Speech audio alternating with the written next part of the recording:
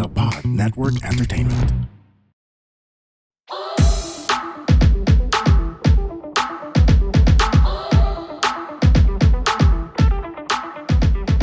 Hi girls And boys, kami ang Lady Bosses! Mga sister let's CR tayo, let's go!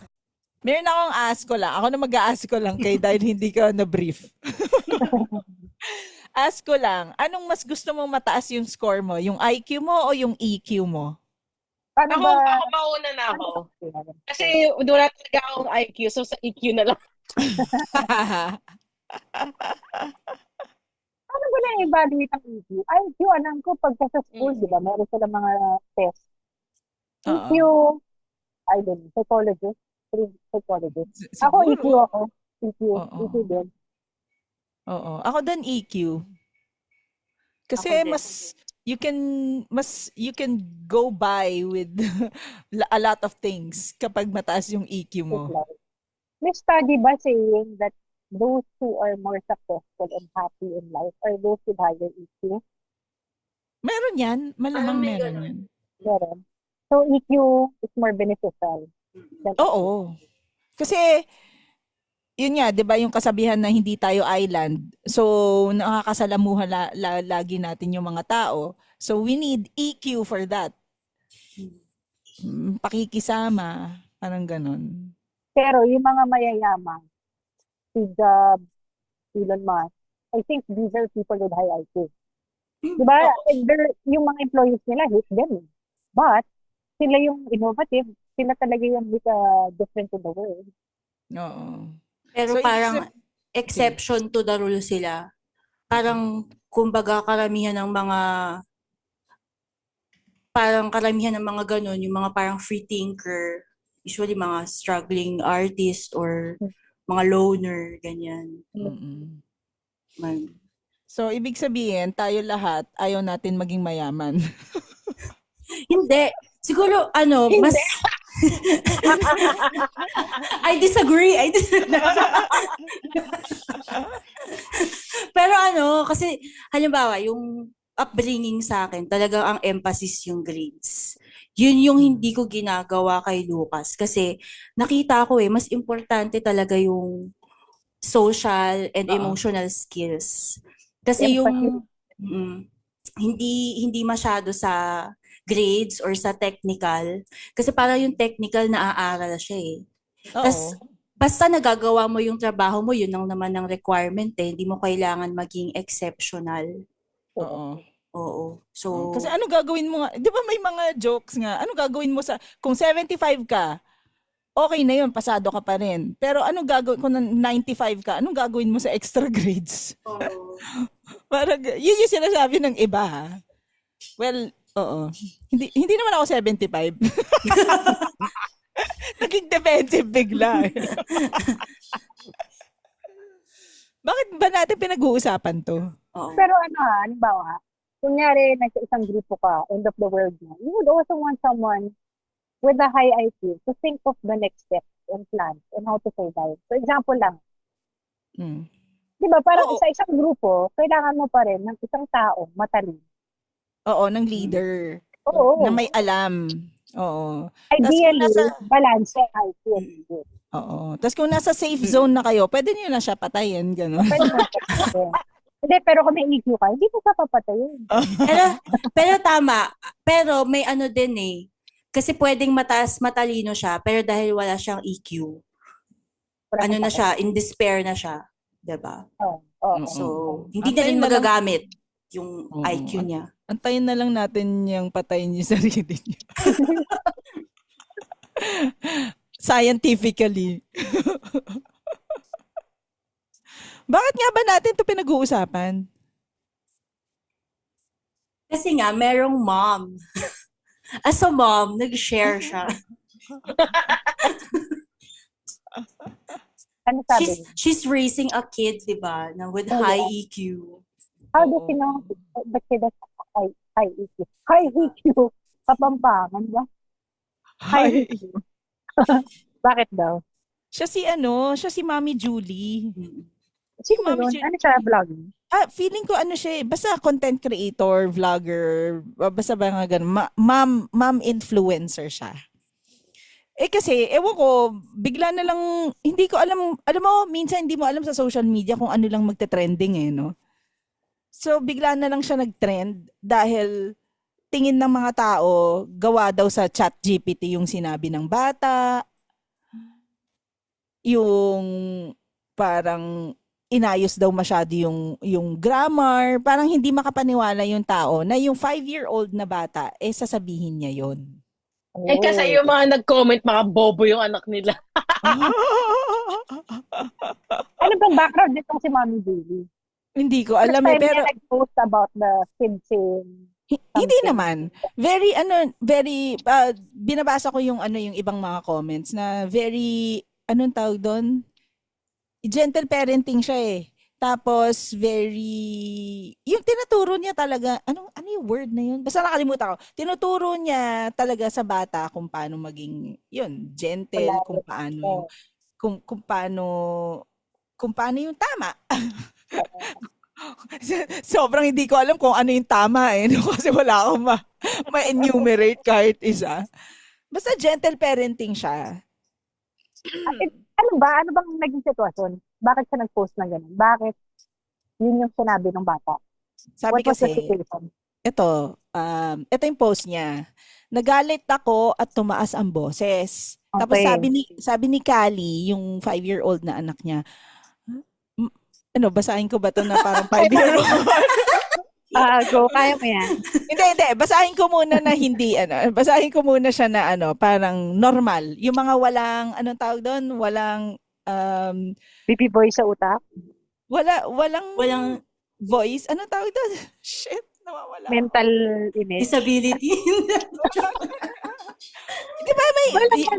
Di ba may wala silang internal voice sa utak? Ayun. Di ba may mga tao walang internal voice yung hindi nila maano.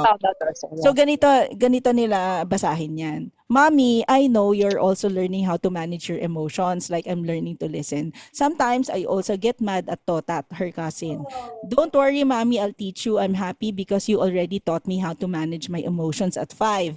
But when you were a kid, no one taught you? Yeah, tas sabi ng mommy, yes, I'm sorry. Tas sabi ni Kali, don't say sorry to me. It's not your fault. It's no one's fault. I know you're learning too.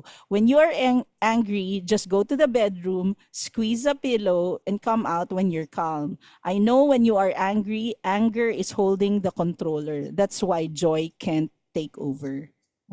So, ganun daw magsalita. So, ganon. Pag wala kang yung... internal voice. Oo. So, ginudge agad ng mga tao sa internet na wala namang kakayahan daw yung 5-year-old magsabi ng mga ganon. Pero ang reference niya is Inside Out So I think we are capable to understand the situation. Oo. So, siguro yung mga taong walang anak, hindi nila ma-imagine kung paano sabihin ng 5-year-old yon. Kaya tutulungan ko na sila. Pero, Jeannie, na-video ng nanay lahat yan? Hindi. Siyempre, minsan, bakit ka magbe-video, di ba? Yung So, hindi niya na-video. Sinabi, paano niya nakwento? Pinost niya. Post lang. Isang picture Pero baka lang nila. Isang Okay. picture lang nila. Tapos, parang caption na conversation nila. Pero nakuha niya word for word. Hindi mo ba nakita yung post din? Word for word pala. Yung post niya, yun mismo. Yung post niya, yung mismong conversation nila. O kaya medyo nakakaduda nga kung bakit niya na-video or na-post niya ng lahat ng buong conversation nila. For the likes? Hindi. Siguro. Hindi. Feeling ko kasi sometimes, para maintindihan ng tao yung kwento, di ba, hindi mo Paraphrase. ilalagay yung verb, Okay, hindi mo okay. i-verbatim yung sinabi ng bata. So, masyado niyang inayos siguro yung grammar. Tama. Kaya Kaya nagduda yung iba. Okay. oo. So, yun. So, sa mga walang internal voice dyan, ganito nyo kasi basahin para maniwala kayo na yun yung Bata. yung bata yung nagsabi. Okay, nagalit ako at tumaas ang boses. Kali, Mami, I know you are also learning how to manage your emotions, like I'm learning to listen. Sometimes I also get mad at Totat, her cousin. Don't worry, mommy, I'll teach you. I'm happy because you already taught me how to manage my emotions at 5. But when you were a kid, no one taught you. Dapat ganon. Dapat Parang ganon. tiyanak. Ginny parang naging tiyanak. Imbes na, imbes na maniwala sila, lalo silang natakot eh. No? Pero kayo ba, naniniwala ba kayo na yung bata eh sinabi niya talaga yun? Kaya naman. Yan, kaya naman yan kung talaga matalino yung bata. Malay mo talagang gifted yung bata. Ang problema kasi sa mga tao sa internet, pagka hindi nangyayari sa kanila, hindi natutuon. Parang, di ba uso nga yung ano tawag doon? Yung smart shaming. Oo. Talino. Pwede pasok Oo. yan doon eh. Oo. Malay mo, talagang gifted yung bata. Oo. Parang sinabihan yung bata na, edi ikaw na. Parang gano'n. Oo. Muntik din ako mag-comment, di naman ganyan yung anak ko, kaso autistic nga pala yung ano. Uy, gago baka dyan si Lucas. Gago. Umalis na. Inintay ko. Pero ganun kasi, ganun naman magsalita ang mga bata ngayon, lalo na sa mga, yan o, sa Ateneo. Ganyan sila magsalita eh. Yung may mga intelligent words silang ginagamit. Minsan ako nga, hindi ko maintindihan eh. Correct. Saka very pure. Yung utak nila, parang walang halong galit, mali siya. Yeah, and then sometimes the kids also model eh. Siguro, they notice it from their, kung di sa nanay, pwede sa tatay, or sa teacher. Nakukuha nila yung ganong kind of speaking and empathy. Hindi, at saka malay mo, ganun talaga sila mag-usap ng nanay. Di ba? Nasa pag-uusap nyo din eh. Kung paano kayo mag-usap. Ayun, alam ko na yung word. Very intentional siya sa parenting ng bata. Ayo. Yun Alam yung mo, ano. I always hear that intentional na yan. Oo, Ano ba parang sabihin nun? Special living. intentional siguro lahat na wala siguro, ewan ko, ito yung naiintindihan ko, walang nonsense kapag tinuturuan mo yung bata. Like, kunwari, simpleng play lang, merong lesson lagi. Parang ganon. Ganon ang parenting style niya. Okay. Okay ba yung ganun? Okay daw. Tsaka parang every time you try to communicate, you try to connect, you don't just get the message across. There should still be a connection in a way that the kid will feel that she is seen. Yung siya yung kausap mo talaga, hindi yung basta mailabas mo lang yung gusto mo sabihin. Oo. Ako yung ginagawa ko kay Fonzie noon, intentional ang pagturo ko ng, kunwari sa IQ niya, gusto kong tumaas yung yung understanding niya sa things. Lahat ng toys na bibilihin ko para sa kanya, hindi lang toy. Basta something dapat educational, kahit truck lang 'yan, dapat meron siyang shape yung mga pang ng shape, yung mga gano'n, hindi lang siya basta toy. So, intentional in a way na parang meron siya matututunan dun sa toy na yun. Kailangan. Lahat ng toys niya, kailangan may matutunan siya. Parang ganun yung dati Kasi una kong anak si Fonzie. So, parang talagang ganun ako. Kailangan lahat ng niya, may matututunan siya. So, ganun din sa EQ. Siguro lahat ng situation o like you see that parang sa situation, kunwari nasa labas kayo o nakakita ka ng isang bata na laging umiiyak or parang ganon. Yun yung time na explain mo sa kanya na kung ano nangyayari. Huwag kang maging ganyan, Oo nga, hindi, babatukan kita. Tama yun. Parang you treat it as a learning experience. So, kunyari nagdadabog yung bata, huwag mong sabayan kagad. Parang, okay, this is a time for him to learn how to manage his own emotions. Parang yung ginagawa nyo, sa homeschool.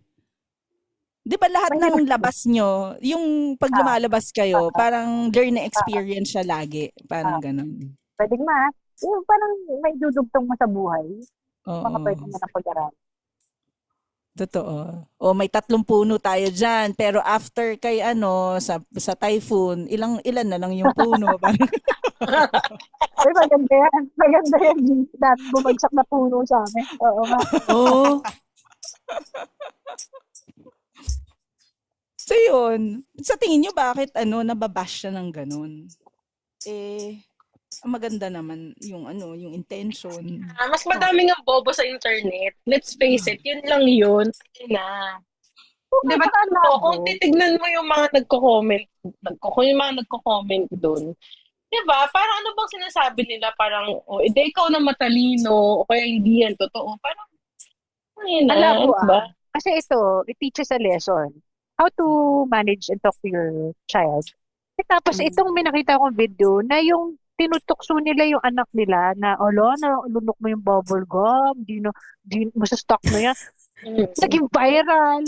Tapos yung mga tao, sinishare, tapos tao silang tao, wala silang mga nakukuhang mga bashing. Para sa Actually, different parenting. oo. Tapos mas gina-glorify pa nila yung isang nanay na pinagtawanan yung anak niya. It's so weird. Oo nga. Oo nga. Ang siguro hindi ako maniniwala kapag 7 months old pa lang yan, tas ganun na yung sinabi niya. Mami! Makatakot yun na. Tiyanak tayo. Yan yung tiyanak. Speaking of 7 months, meron akong dati, yung mga pamangkin ko, di ba mga baby pa sila dati. Minsan, noon, hindi ako naniniwala pag sinasabi ng mga parents nila na, ay hindi, ayaw niya yan.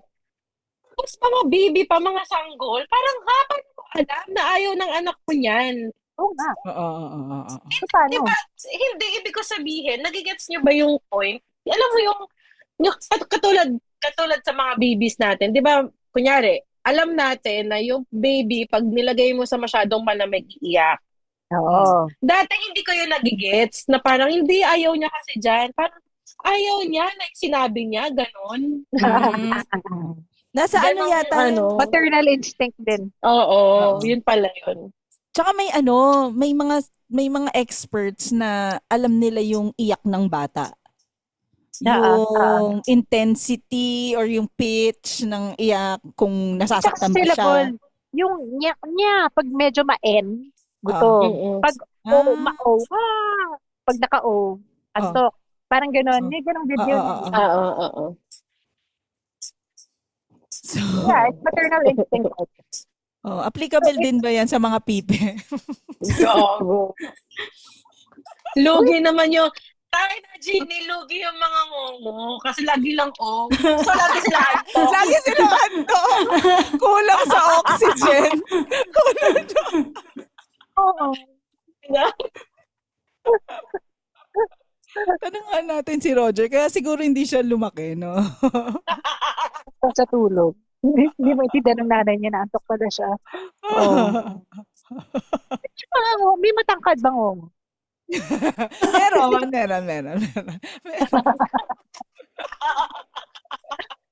Ang sama niyo. Uy, kaya natin pinagtatawanan yung mga ganyan kasi binigyan tayo ng permission ni Roger. Oo. Hi, Roger. Oo, kung magagalit kayo, kay Roger na lang. Pero nagagawa niyo, kayo ba nakakapag gentle parenting ba kayo? Or meron ba kayong time na nag-snap kayo sa mga anak? Ay nako, ilang beses. Dapat ang tanong mo, baliktad. Meron bang That's bad. Nagpigil ka. Meron ikaw, Jeline. Ako? O kayo, Jeline. Si Jeline, oh. Sa gentle parenting ba yan? Or yung snap? Oo. Paano? Hindi, kasi dati, hindi na rin ako masyado sa gentle parenting. Kasi iba yung required na parenting sa ADHD. Parang kailangan medyo mas parang hindi man drill sergeant, pero parang mas mas firm, oo. Kasi dati diba, pag gentle parenting, parang as much as possible, you follow the child's lead, ganyan. Diba? Pero sa kanya kasi may mga medyo behind kasi siya kung susundin ko lang yung niya, yung gusto niya. Tapos parang parang may tendency kasi ang ADHD kids na i-test yung boundaries ng parents to get what they want. Parang medyo manipulative na ewan. Pero hindi dahil masama siyang tao. Hindi siya intentional na ginagawa. Hindi siya intentional. Pero parang tinatry nila, parang can I get more screen time, yung parang ganun. So, mas kailangan mo maging strict ng konti, pero hindi, in a way nga din, mas madali siya eh. Dahil, Kasi, parang, mas nakaka-stick kayo sa routine, ganyan. Tas alam niya na kung hanggang kailan lang, hindi na siya magtatanong kung pwede pang pa-extend, ganyan. Hindi na siya magtatanong. Tas, mas hindi ka rin magsasnap kasi napansin ko rin sa sarili ko nung super gentle parent ako. Parang tinatanggap ko lang lahat. Alam mo yun? Tas parang ako na mismo yung nabu-burn out. Kasi parang binibigay ko lahat eh. Kasi sinusunod ko siya. So parang mas napupuno ako bigla. Ganun. Tas, sabi nga nila, di ba, as much as possible, you give it to another caregiver, tas magkalayo kayo. Paano kung ikaw lang mag-isa, di ba? So, parang makikita niya, nakasimangot ka na, ganun. Hindi maganda yung energy. So, ayun. So, pero hindi... Jeline, confirmed na ba na ADHD? Kasi ADHD parang and autism. huling usap natin, 7 years old pa lang siya for evaluation. So, Confirmed na. So, okay. Pero high functioning siya. Actually, nasa regular class na siya ngayon. Pero nasa regular class na siya ngayon. Tapos nakakatuwa lang kasi may kasabay siya. Kumbaga, hindi siya nasi-single out kasi may body siya eh.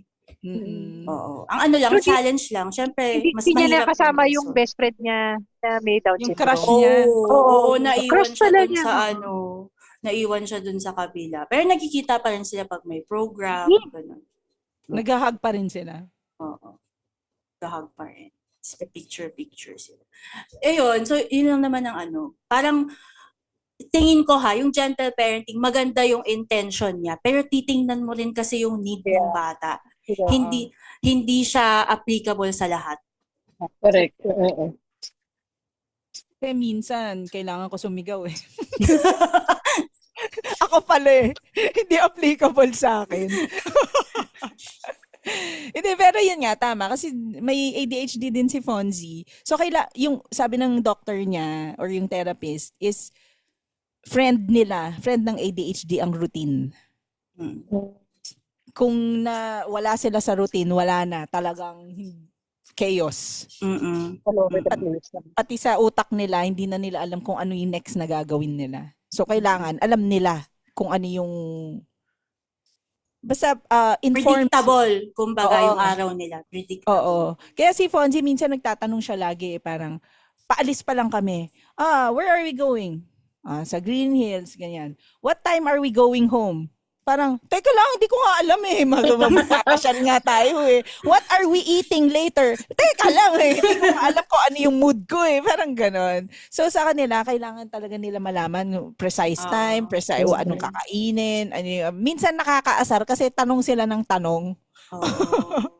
Alam mo, sabi ng pedya ko, ang gamot daw dati sa ADHD, kape. Palo. Joke lang. Ala. Hindi coffee daw. Caffeine. Which works for yung pamangkin ko na babae. Pag nagkakape siya, nakakalma siya. Baliktad. Na-confirm ng pedya ko, yun daw nga ang gamot dati, nung sinaunang panahon, pag malaman na may ADHD, binibigyan ng kape. Maski baby weird nga eh. Alam mo kung bakit? Kasi nagpapalpitate na sila. Oh, shocks. Kaya parang ano nangyayari? Tapos uupo na lang sila. Pero may din kasi alam ko ang medication ngayon, stimulant. Stimulant yung gamot. So baka ganun. Similar. Similar sa coffee. So parang parang mas malakas ako, parang gano'n. Mas malakas yung kape, parang gano'n. So talo siya, parang gano'n. Gano'n lang ba yun? Okay kayo, mga Eto si Kay. Gusto ko malaman kung ano yung balak niya na klase ng parenting. Sa ano. Ako, depende kasi sa ugali niya. Pag lumaki siya, doon ako nakadepende talaga. Kasi naniniwala ako na yun nga, ang gentle parenting are for gentle kids. Tama. Paano kung kaugali ka niya? Di ba? Wala na. Dalawa. Tsaka alam mo, ito na ang sabi ni Anton. Nung nalaman namin na lalaki, sabi niya, Buti na lang naging lalaki si Donkey. Bakit? Kawawa yan sa'yo pag naging babae yan. Talaga? Bakit? Bakit ito? Bakit Bakit? naman? Matapang ako. Yung, yung magiging sobrang protective ko daw pagka naging babae. Ano, sinasabi ko kasi sa kanya na pagka naging babae, hindi yan pa pwedeng basta-basta lang aalis. Hindi pa pwedeng alam mo, sobrang magiging protective ako. Unlike pag lalaki, na lagi ko sa kanya sinasabi, yung lalaki kasi, kahit saan makarating yan, walang problema. Alam mo yun? Hindi, yung careless, hindi naman yun. Kunyari na lang, sa pagbubuntis na lang, di ba? Kahit saan makarating yan, di naman pag lalaki, di naman mabubuntis yan. So, hindi ka masyadong mag-worry. Tsaka, feeling ko dun kasi, pag kung babae, mo yung sobrang praning na nanay. Oo, Yeah. oo. Yun. Baka hindi mo papalabasin. Correct. Sabi ko nga sa kanya, alam mo, pagka isang beses, yung anak natin, kung naging babae, at nagsinungaling ng isang beses kung saan siya pupunta, next thing she knows it, wala na siyang buhok para di siya makalabas. Kalbuhin ko siya. Paano kung bagay sa kanya yung kalbo? Independent woman, gano'n, astig na. Ayun na. Tapos nagpatato na, gano'n. Si D, ang gusto ko malaman kasi tatlo yung anak niya na nag-homeschool pa siya. Parang halos everyday, all of the time, kasama niya yung mga anak niya. So parang paano? How are you, D? Tama yung point ni Kuya. Parang it adjusts based on the personality of the kid. Oo. Yung pangalawa, medyo pasuway. Na kunyari kung sabihan mo lang, hindi sumusunod. Apparently, pag sabay, kung sigawan mo lang, kung sabihin mo lang ganyan, hindi nila susundin dapat. Kailangan touch, the gentle touch and pat on the back, for example, para ma-realize na, kausap pala ako nito. Kasi sometimes when they're busy and so into something, for example, yung pangalawa, andito kasi, mahilig sa Lego. Pagka so into building something pa, hindi mo makakausap talaga. So, kailangan may pat on the back. This dress up already, Lego. Makikinig. Pero kung sabihin mo ng outline, hindi niya, parang selective hearing. So, kahit gentle parenting kami, sometimes we have to adjust to it. Oo. Pero nakakapagod naman yung pat in the back. Paano kung nasa taas siya, tas kakain na, aakyat ka pa, para sabihan. Alam mo, kunyari lang yan si D. Anong pat in the back? Nanunulak yan at nangungurot. Yun ang pat in the back niya.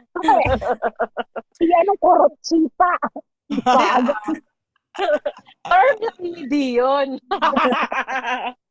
Pero ang hirap nga no? Yung parang ang struggle ng pagiging gentle parenting talaga. Oo. Yung kailangan, parang 90% of the time, ikaw yung gumagawa.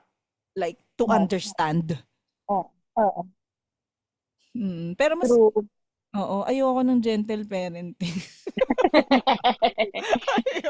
Pero ano naman Okay. Pero ang lang naman natin, hindi naman porket sinasabi natin ayaw natin sa gentle parenting, nambubugbog tayo ng anak. Hindi syempre. naman yun Ayoko ma-DSW. Di ba? Kasi mamaya misinterpret nila na ang inang lady bosses to, hindi na gentle parenting na. WWE yung mga anak nito. WWE. Nagre-wrestlingan sila sa bahay. Diba? Oo, hindi naman. Like, galing pa rin sa akin yan syempre. Oo. Mahal ko naman yung anak ko. Tain na namang mga to. Yun ang importante. Oo. Yun yung importante. Ayun. So, mula sa kaboses ninyong maraming internal voice sa utak, hindi ko alam kung sino yung papakinggan. Jeannie Lakay. Mula sa boses yung definitely hindi parang si Kali ang anak niya nung 5 years old, Jeline Cobillas. Wala sa kaboses yung klaruhin ko lang, hindi ako naninipa ng bata. Sabi ko, sige. Mula sa kaboses niyong makakalbo ang babaeng anak, kay ask ko kami ang Lady Boses! Ayun. Tatlo.